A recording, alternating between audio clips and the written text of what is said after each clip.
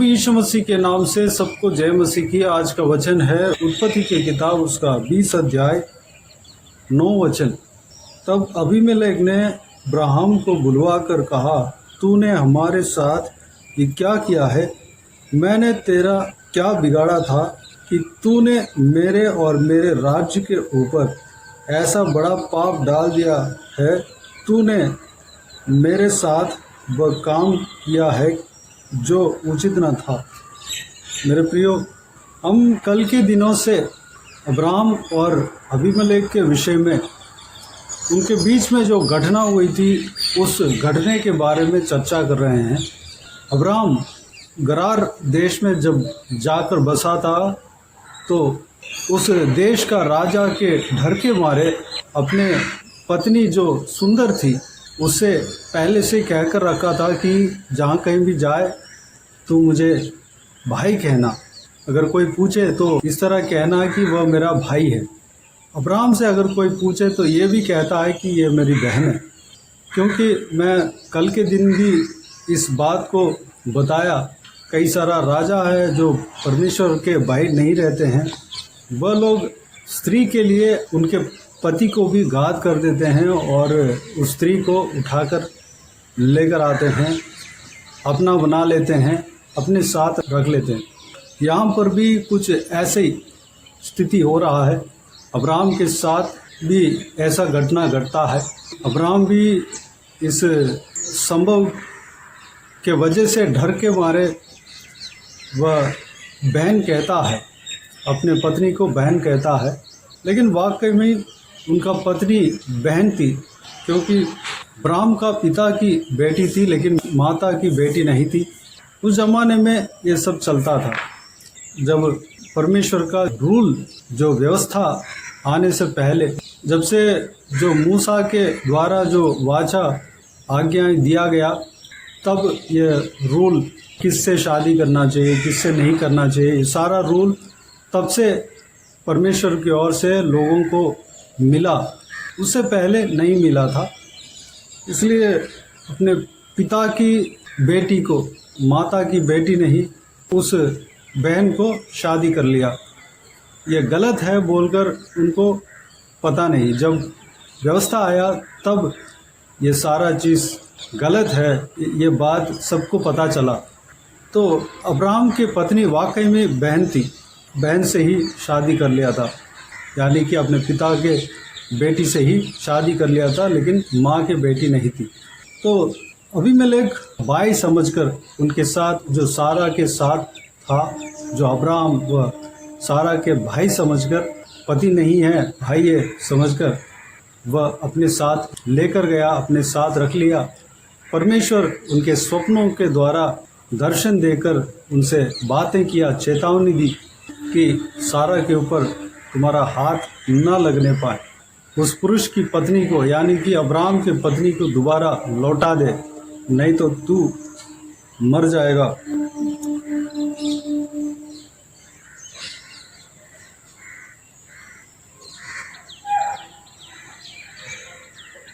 और साथ ही साथ तेरे जितने लोग हैं सब निश्चय मर जाएंगे। इस तरह की परमेश्वर उनको एक चेतावनी दिया। अबीमेलेक परमेश्वर के भय खाने वाला व्यक्ति था, परमेश्वर का भक्त था, उनको परमेश्वर के बारे में पता चला है, इसलिए परमेश्वर के ऊपर भय खाकर अपने जो गलती को वह सुधारने के लिए कोशिश किया।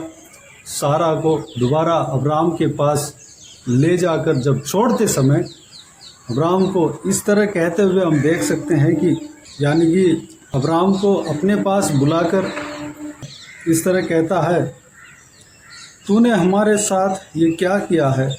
मैंने तेरा क्या बिगाड़ा था कि तूने मेरे और मेरे राज्य के ऊपर ऐसा बड़ा पाप डाल दिया है?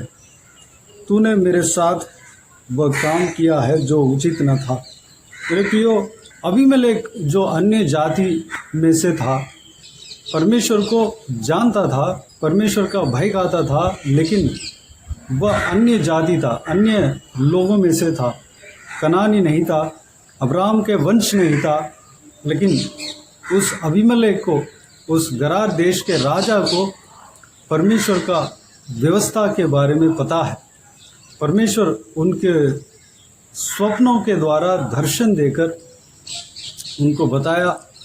उस परमेश्वर के वचन को, परमेश्वर के मुंह से निकला हुआ उस बात को सुनकर वह डर गया और जैसे मैंने पढ़ा था वैसे कहता है, अगर दूसरों का पत्नी को अगर अपनाया तो खुद को ठीक नहीं होगा और अपने राज्य को भी ठीक नहीं होगा।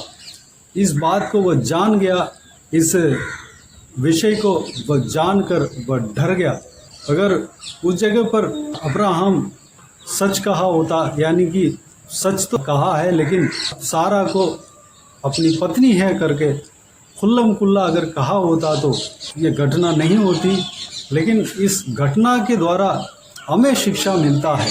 अबीमेलेक को ये पता चलता है कि अगर किसी दूसरे का पत्नी को अगर लेकर आया, उसके ऊपर कुछ गलत हरकत किया तो खुद के ऊपर पाप डलेगा और अपने राज्य के ऊपर भी पाप डलेगा, यानी कि शापित होंगे।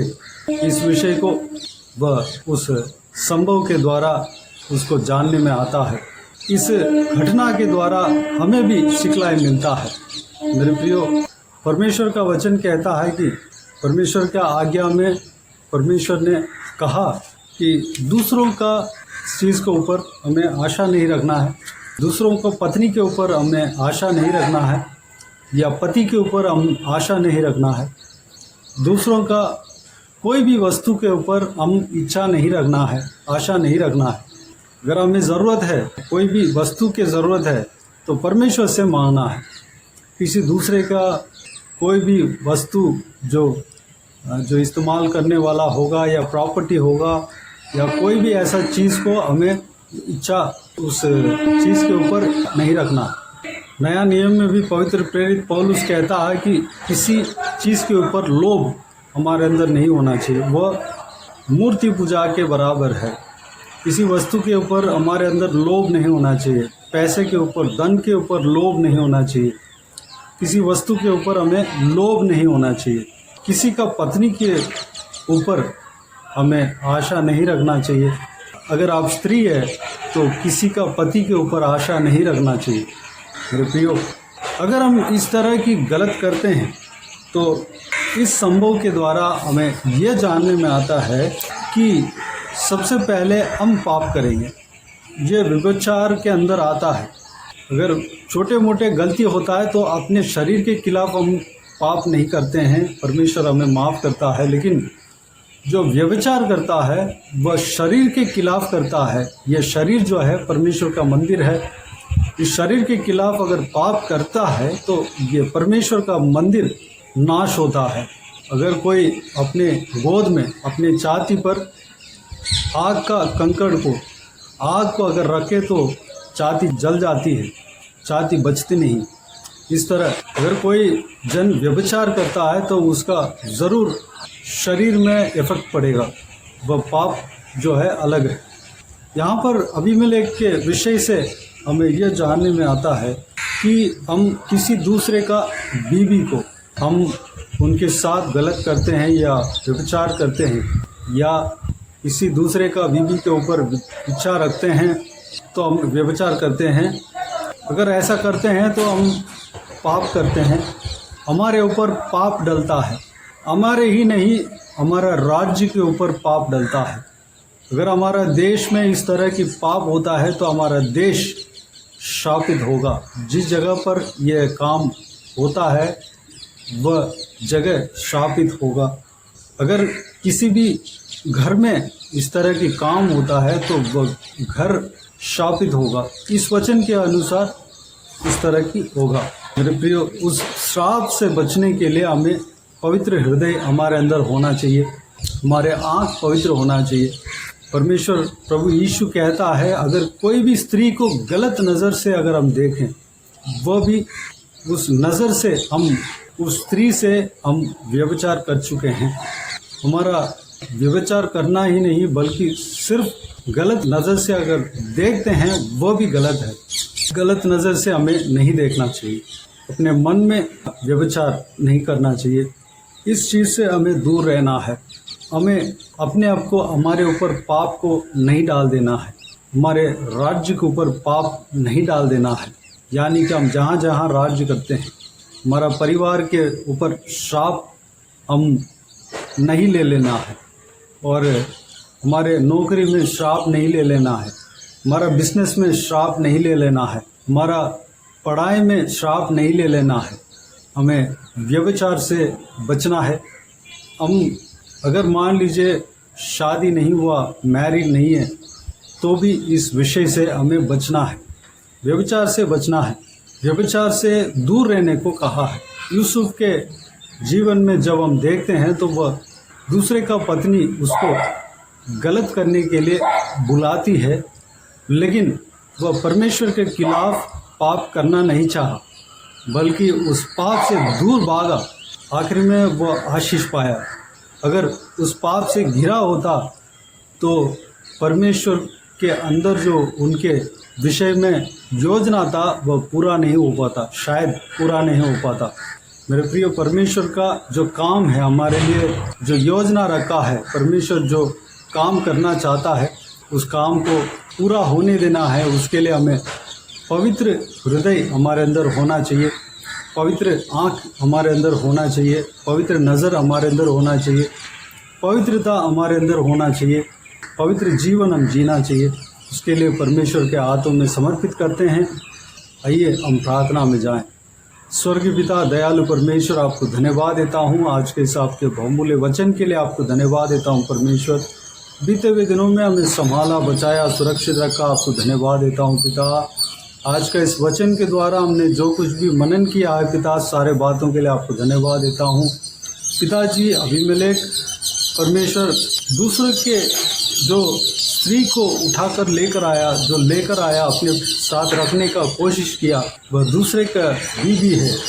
इस विषय को वह जानने के बाद परमेश्वर अपने आप गिड़गिड़ा कर परमेश्वर आपके वचन के द्वारा परमेश्वर उनके अंदर डर आया। परमेश्वर पिताजी डर समा गया। परमेश्वर उनके पति को बुलाकर परमेश्वर इस तरह कहता है कि तूने हमारे साथ ये क्या किया है, मैंने तेरा क्या बिगाड़ा था कि तूने मेरे और मेरे राज्य के ऊपर ऐसा बड़ा पाप डाल दिया है। तूने मेरे साथ ये काम किया है जो उचित ना था। पिता परमेश्वर उनके अंदर जो भय छा गया था परमेश्वर, इसलिए अब्राहम को बुलाकर इस तरह कहता है, कहते हुए हम देख सकते हैं परमेश्वर पिता वह भय हमारे अंदर भी होने पाए, क्योंकि परमेश्वर व्यभिचार करना पाप है।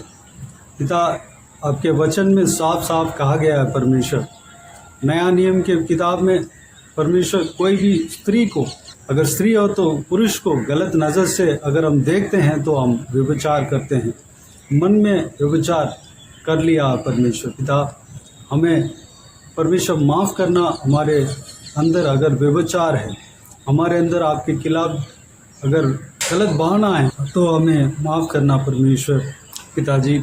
हमें पवित्र करना, हमारा हृदय पवित्र रहने पाए परमेश्वर। हम किसी दूसरे का बीवी के ऊपर हम हालेलुया आशा नहीं रखने पाए। अगर जो कोई भी स्त्री है वह किसी दूसरे का पुरुष के ऊपर आशा नहीं रखने पाए, गलत नज़र से नहीं देखने पाए। पिता अनुग्रह देना। आपका वचन में कहा गया है कि किसी का पत्नी के ऊपर आशा नहीं रखना चाहिए, इच्छा नहीं रखना चाहिए, और किसी के वस्तु के ऊपर इच्छा नहीं रखना चाहिए, किसी वस्तु के ऊपर लोभ नहीं होना चाहिए। नया नियम के मुताबिक जो पवित्र प्रेरित पौलुस कहता है परमेश्वर, किसी वस्तु के ऊपर लोभ नहीं होना चाहिए, किसी धन के ऊपर हमें लोभ नहीं होना चाहिए परमेश्वर पिता। सारे वचन के अनुसार हम चलने के लिए अनुग्रह देना पिता। हमारा हृदय पवित्र रहने पाए, हमारा सोच विचार पवित्र रहने पाए, हमारा आँख पवित्र रहने पाए पिता। अनुग्रह देना ताकि आपके योजना हमारे जीवन में पूरा होने पाए पिता। अनुग्रह देना। हम पवित्र जिंदगी जीने के लिए अनुग्रह देना पिता। परमेश्वर यूसुफ की तरह हम व्यभिचार से दूर भागने पाए परमेश्वर। अगर हमारे साथ अगर गलत व्यवहार अगर होता है तो परमेश्वर उस जगह से, उस घटना से, उस कार्य से हम दूर भागने पाएँ परमेश्वर अनुग्रह देना। तब हम यूसुफ के तरह हम बच पाएंगे और आशीष आपके हाथों से पा पाएंगे परमेश्वर। पिताजी हमें सुरक्षित रखना, पिता गलत चीज़ों से हमें सुरक्षित रखना। हालेलुया, हमें बचाना परमेश्वर। धन्यवाद देता हूँ पिता, ताकि आपकी योजना हमारे जीवन में पूरा होने देना पिता। धन्यवाद देता हूँ। हालेलुया, सारा व्यूअर्स को इसी तरह आशीष देना पिता। आपके राज्य आना चाहिए पिता, उसके लिए हम सबको इस्तेमाल करना परमेश्वर। आत्मिक उन्नति देना, सभी को आज आत्मिक आशीष देना परमेश्वर। प्रार्थना का अभिषेक से भरना, अनुग्रह देना पिता। जो इस वीडियो को देखने वालों में से जो कोई भी जन बीमार है, उन सभी को आशीष देना, छूना, चंगा करना। प्रभु यीशु मसीह के नाम से चंगा होने पाए, सबके ऊपर आपके हाथ हमेशा बने रहने पाए पिता। अनुग्रह देना। बाकी सारे बातों को आपके हाथों में सौंपते हैं। सारा आदर, महिमा, जलाल आपको मिलती रहे। सारा दुआ प्रार्थना को प्रभु यीशु मसीह के नाम से मांगते हैं, सुन और ग्रहण कर। आमीन आमीन। प्रभु यीशु मसीह के नाम से प्रभु यीशु मसीह का आशीष और अनुग्रह हम सभी के ऊपर बने रहें। आमीन आमीन। मेरे प्रियो, इस चैनल को सब्सक्राइब करें और शेयर करें। अगर किसी को भी प्रार्थना का विषय हो तो डिस्क्रिप्शन में दिए हुए नंबर पर कॉल करके प्रार्थना करा सकते हैं। हम आपके लिए प्रार्थना करेंगे। आप अपने व्यक्तिगत प्रार्थना में हमारे लिए प्रार्थना कीजिए, इस सेवकाई के लिए, सेवकाई का उन्नति के लिए, सेवकाई में जुड़े हुए हरेक जन के लिए, हरेक का आत्मिक उन्नति के लिए, तरक्की के लिए, आत्मिक आशीष के लिए, संसारिक आशीष के लिए, पारिवारिक आशीष के लिए प्रार्थना करें। परमेश्वर आप सबको आशीष दे। विशेष करके हमारे लिए प्रार्थना करें, हमारा आत्मिक उन्नति के लिए प्रार्थना करें। इस सेवकाई के द्वारा परमेश्वर आपके जीवन में कार्य किया हो वह भी हमें बता सकते हैं, ताकि हम सब मिलकर परमेश्वर को धन्यवाद दे सके, महिमा कर सके। प्रभु यीशु आप सबको आशीष दे। आमीन आमीन।